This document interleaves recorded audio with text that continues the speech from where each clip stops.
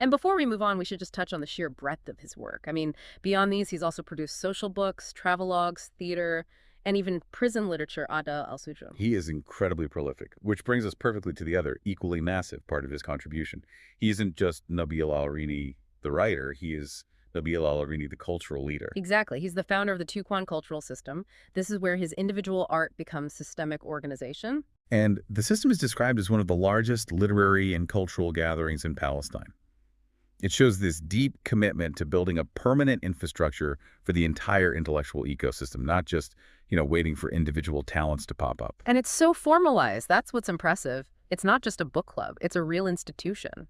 You can see the vision just by looking at the components. It covers the whole life cycle of a writer. Right. You start with the physical hub, the Tuquan Cultural Center. Then there's the Tuquan Literary Salon for adults, and I think this is key, the Tuquan Small Literary Salon. So he's making sure to mentor young talent.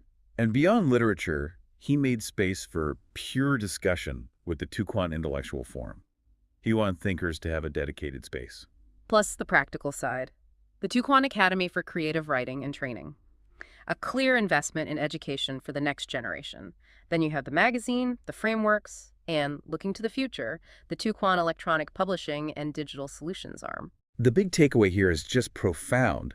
This system shows that Al-Uraini sees culture and literature not as these ephemeral arts, but as vital, organized infrastructure that has to be built and protected, especially in a region where those structures can be so fragile. He's building the foundations for literary permanence. So if we pull all this together, you see these two massive contributions. First, the writer. The one whose work goes from searing realism to this unsettling fantasy that makes you question reality. And second, the architect who built the Tuquan system, a framework designed to make sure Palestinian cultural life can thrive. And that focus on persistence, on thriving. Uh-huh. And it brings us right back to his letters between Gaza and Dubai. We noted that he's reviving this slow, sincere art form in an age of instant information. Right. A deliberate rejection of speed in favor of meaning. Exactly.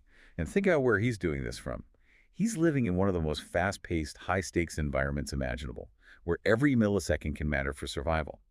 For a major intellectual in that exact situation, to still insist on the priority of sincere, emotional, truthful connection, the kind you find in the ancient art of the letter, it's a truly profound act of resistance.